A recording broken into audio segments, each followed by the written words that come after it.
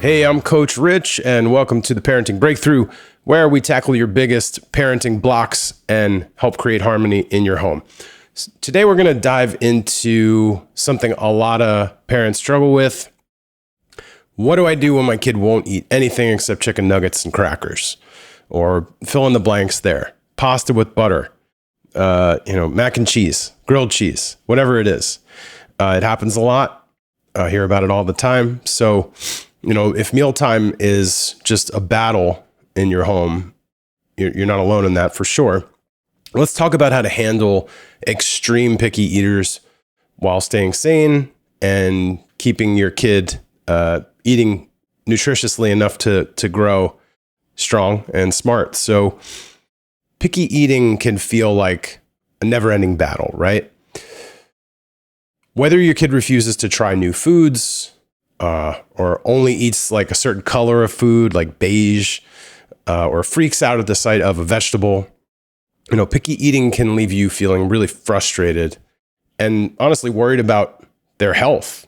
So the key here is not about forcing them to eat. It's about helping them feel safe, helping them get curious, and most of all, helping them feel in control at mealtime.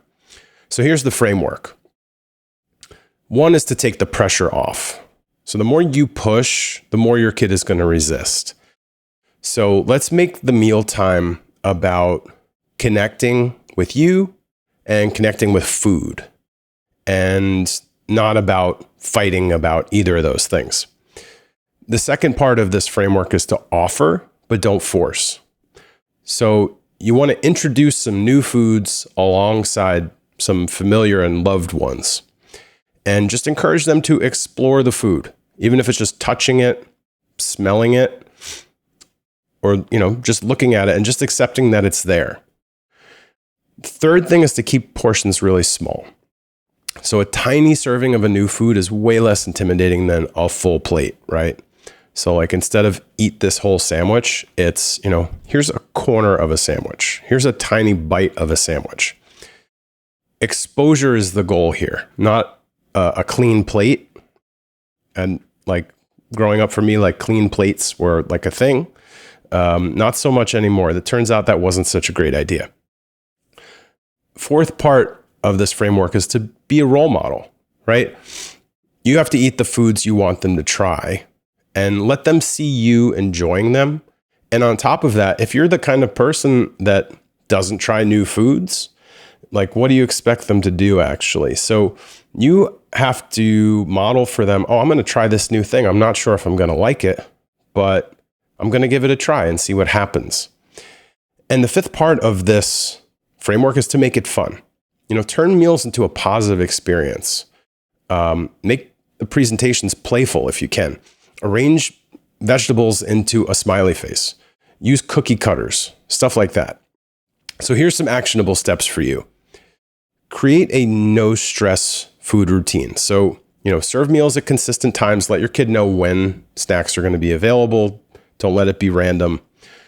2, use the one bite rule really thoughtfully. So just encourage them to try one bite, but avoid punishing, avoid bribing. And 3, try some food play. Let them help you prepare meals and explore food through games like building towers with carrots or counting blueberries, stuff like that. Be patient with sensory issues. For neurodivergent kids, picky eating can stem from issues with texture, sensitivities. And honestly, kids in general have way more sensitive taste buds than we do. So you have to realize that is a factor. Something that tastes one way for you might taste completely different from them, for them. So, just be aware of that. Experiment with different preparations. If steaming vegetables to make them softer is going to be better, or roasting them to give them some crunch is going to be better. Just try different stuff and see if any of that lands for them. And, stay consistent. It takes 10 to 15 exposures for a kid to feel comfortable with a new food. So don't give up just because you serve them something once. Doesn't mean you can't try and serve it to them again and again and again. Just keep up the exposure and keep encouraging them to try without pushing. So why does this matter? Well, we want to build healthy eating habits for life. So picky eating isn't just about food. It's about control. It's about sensory needs. It's about emotional comfort. So by shifting from a battle mindset to a supportive and playful one, you're teaching your kid how to develop a healthy relationship with food that's going to last their whole life. So your job isn't to make them eat. It's just to create an environment where they want to try stuff and be curious. And part of that is making them part of the process. Being in the kitchen with you and seeing what you're doing, that's going to make them more curious. And when they're old enough, actually helping you, even if it's a small part of it for really, really little kids, like stirring something or mixing something or opening something, you can involve them at a pretty young age.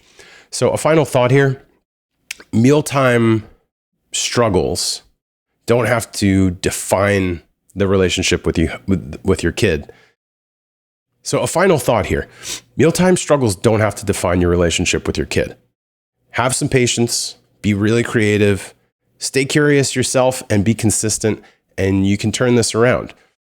If this video gave you some helpful insights, hit that like button, share it with another parent who might be in the same boat as you. Don't forget to check out the Parenting Breakthrough Guide for even more actionable strategies. Thank you for watching this, and I will see you in the next video.